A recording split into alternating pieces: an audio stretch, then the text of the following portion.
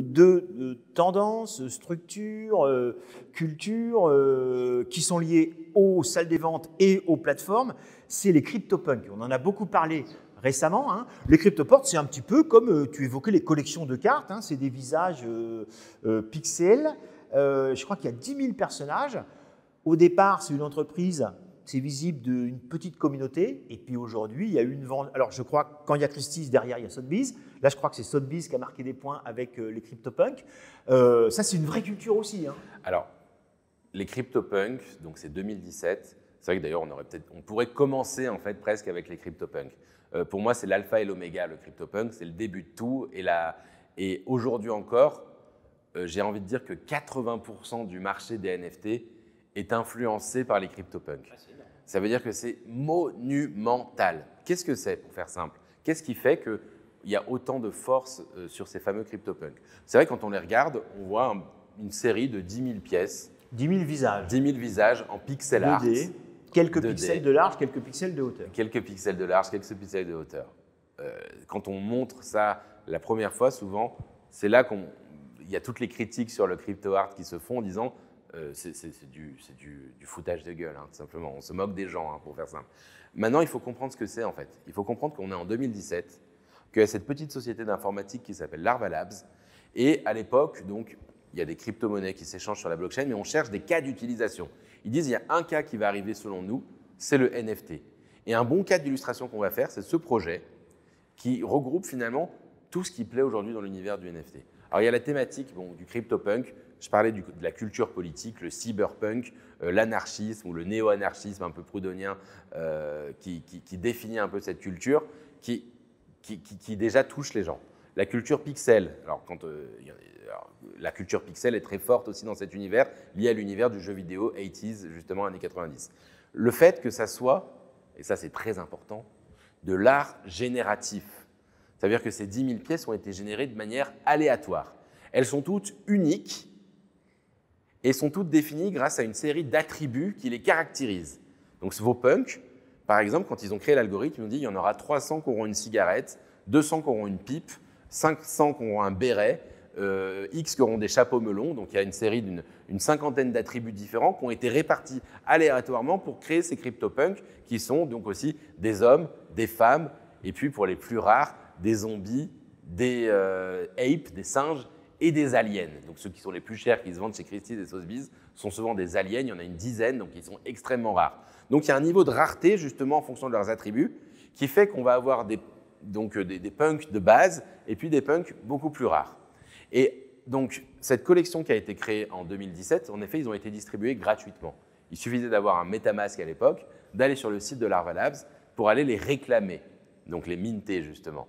Et donc, pourquoi c'est si fort? C'est parce qu'ils ont tout inventé. Aujourd'hui, tous les jours, il y a des centaines de projets artistiques qui font des collections de pièces d'art génératif.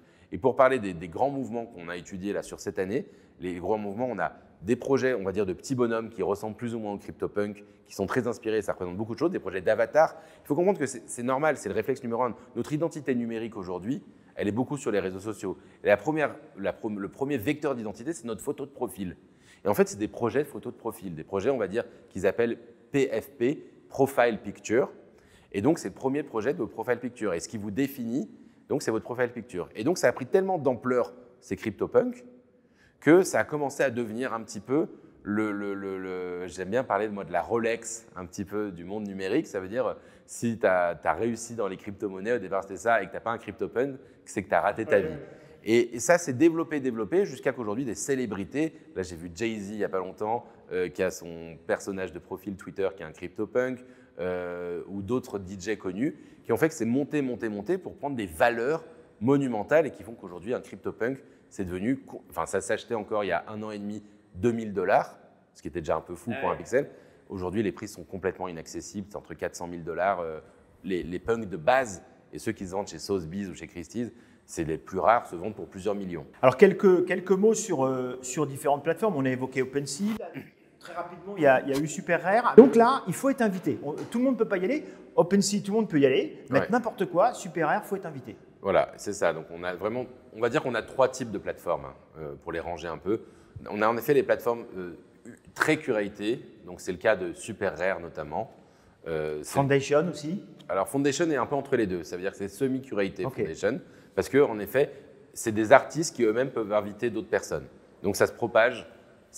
Oui. À terme, on va dire que beaucoup de gens seront sur Foundation. Alors que Super Rare, c'est vraiment uniquement les gens de Super Rare qui font le travail de curation pour le coup. Et donc, ils ont commencé avec 200 artistes en 2018. Ils ont, je ne sais pas, quelques milliers d'artistes, mais en tout cas, mais pas énormément. Ça reste extrêmement difficile d'être sur Super Rare. Ça reste un peu le Gotha. Hein. C'est vraiment la galerie, on va dire, numérique dans laquelle il faut être, dans laquelle les prix sont plus importants aussi, parce que c'est vraiment ceux qui ont le plus la cote qui sont sur Super Rare. Foundation marche bien aussi aujourd'hui. Foundation marche beaucoup, mais c'est beaucoup plus ouvert. Il y a beaucoup plus d'artistes, en effet, sur Foundation aussi. Donc, on a Super Rare, on avait l'équivalent européen qui s'appelait Non Origin, qui était assez développé. On a les galeries d'un autre côté qui ne sont pas du tout curatées, en effet, donc OpenSea. Moi, j'aime bien parler du double maléfique de Super Rare, qui est Rarible, où c'est vraiment le pire et le meilleur du NFT. C'est un spectre énorme. Il y a des trucs, enfin, c'est très moche. On trouve à la fois des trucs très moches, très vulgaires, très sexes, mais à la fois sublimes aussi. Il faut chercher, en fait. Oui. Et puis, voilà, au milieu, on a des choses comme Foundation qui sont entre les deux. Et qui sont un peu dans l'air du temps et qui marchent plutôt bien. Alors, toutes ces plateformes-là ont un point commun, c'est qu'en général, c'est de l'Ether, c'est MetaMask, etc. Il y en a une qui a fait, chacune aussi a essayé de marquer, hein, c'est Nifty Gateway, je l'ai appris grâce à toi, où en 2018 est quasi revenu en arrière, où on a dit on peut payer en Visa, on peut payer en dollars. Je ne sais pas si on peut payer en euros d'ailleurs, mais…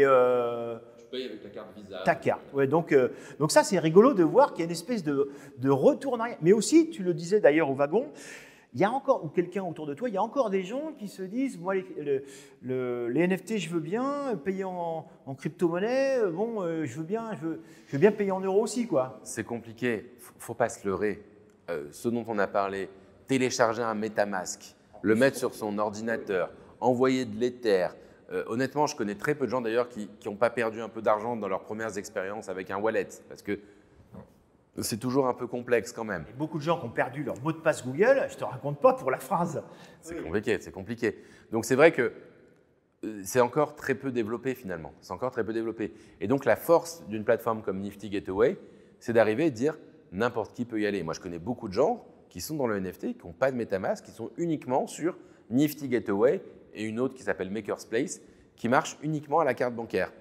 Et donc, c'est ce qui a fait d'ailleurs qu'il y a eu une grosse explosion de cette plateforme sur fin 2020, début 2021, et que des grands artistes, enfin les grosses ventes de Beeple, de Pack justement, d'Akatao et d'autres ont eu lieu sur Nifty Gateway parce qu'à un moment donné, il y a eu un afflux massif de nouvelles personnes qui pouvaient payer avec leur carte bancaire. Ils ont introduit quelque chose de très nouveau aussi, Nifty Gateway, qui a aussi changé la donne, c'est ce qu'on appelle les open editions. Ça veut dire que jusqu'à présent, on avait des éditions, le principe du NFT justement, c'est qu'il soit unique. C'est des pièces uniques. Super Rare, c'est everybody, tout le monde peut le voir, une seule personne en est propriétaire. Un seul propriétaire d'une pièce unique. On a commencé à avoir des petites choses, il y avait sur Non Origin notamment des 5 pièces, on comprend 1 sur 5, 2 sur 5, 3 sur 5, 4 sur 5. Nifty est arrivé avec ce qu'ils appellent des open editions. Ça veut dire qu'ils ouvrent une nouvelle collection et pendant un espace d'une demi-heure ou de 5 minutes ou 10 minutes, tout le monde peut minter l'œuvre. Tout le monde peut acheter la même œuvre. Donc c'est un petit peu comme des lithographies, mais dont le nombre limité va être défini à la fin de la demi-heure, en fonction du succès finalement de la vente. Donc ils mettent ça sur le marché, ils font ça tous les jours depuis 9 mois maintenant. Il y a des artistes annoncés, des collections annoncées, et à l'heure française, entre minuit et 2 heures du matin, ça dépend, on peut aller dessus, on peut aller minter ces œuvres, et selon le succès, elle va être en 50, 100, 1000, 5000 pour les plus grosses éditions. Donc, on est du coup, d'ailleurs, à la limite du non fongible. Ouais, on est un peu entre les deux. C'est rigolo quand tu parles de minting aussi, et des horaires. Il y a des horaires pour minter où ça va coûter plus ou moins cher. C'est vraiment un monde à part entière. Alors, on peut dire aussi, là on a essentiellement parlé d'images fixes et d'images animées. Les formats, ça peut être le JPEG, le GIF, le MP4, beaucoup. Il y a de la musique, donc j'imagine en MP3 sur Async Art. C'est sa particularité. Et puis, il y en a deux. Artblock, que tu m'as fait découvrir, Ikendon, que je connais grâce à des amis artistes, qui sont des plateformes qui autorisent l'art véritablement génératif au moment où on le regarde, parce que c'est géré avec des scripts. En général, je pense que c'est du JavaScript, hein, parce que c'est ce qui est le plus pratique sur Internet. Ça, c'est leur particularité. C'est ce qu'on voit là maintenant, dans 5 minutes, ce ne sera pas tout à fait la même chose. C'est ça. Alors, il y a tous les styles. Moi, c'est ce qui m'éclate en fait dans cet univers, c'est qu'on a une page blanche qui est en train de s'écrire. On a un outil monumental qui est l'informatique. On parle d'art en effet visuel, mais la programmation est en fait tout ce qui va toucher à la programmation, on va le voir évoluer de plus en plus. Pour moi, c'est une très très grosse tendance dans le domaine artistique. C'est-à-dire à la fois un côté visuel, mais aussi à la fois un côté programmable. Et donc, la plateforme numéro 1 d'art programmable, c'était Async Art, qui a introduit justement la possibilité de mettre des facteurs différents. Donc, il y a des œuvres sur Async Art, par exemple, il y a un truc simple, des œuvres qui évoluent en fonction du temps, jour, nuit ou en fonction des horaires. Donc là, il y a plein d'œuvres de ce type-là qu'on va retrouver sur Async Art. Sur Async Art, on va aussi avoir des œuvres qui pourraient évoluer en fonction d'autres facteurs justement externes. La météo, l'interaction, le fait que je vais toucher, un peu comme des petits jeux, des petites choses que j'agite. Oui. Donc il y a ce genre de choses. Puis il y a de l'art collaboratif aussi sur Async Art. Collaboratif, ça veut dire que, imaginons, j'en parlais un petit peu ce matin dans le Clubhouse, pour faire très très simple, chacun va être propriétaire d'un calque, d'un layer en fait de l'œuvre. Donc imaginons que là on a une scène avec notre table et nous deux, et en fait chacun de nous représenterait une sorte de calque dans l'œuvre qu'on représente. Eh bien, quelqu'un pourrait être propriétaire de la table, quelqu'un pourrait être propriétaire de Dominique, et quelqu'un pourrait être propriétaire de John. Et donc ces copropriétaires, en plus, une fois qu'ils ont ce calque, ils achètent non seulement donc, le calque, mais la possibilité de changer l'état parmi 2, 3, 4, 5 propositions de l'artiste. Donc peut-être que dans le calque John, ou plutôt le calque de la table, il y a une table marron comme ça, où il y a une table en verre, où il n'y a pas du tout de table, où il y a un poteau.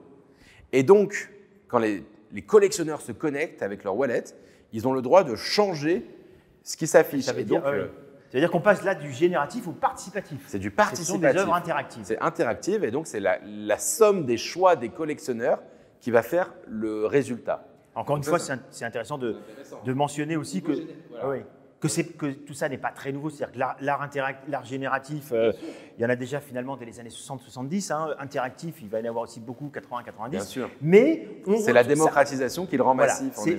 Et ça le rend visible par toutes et tous, ce qui n'était absolument pas le cas. Exactement. Sur Artblocks, j'en parle parce que en plus Artblocks, moi c'est un de mes chouchous, j'adore ça depuis le début, et en plus c'est devenu un énorme succès populaire depuis quelques mois.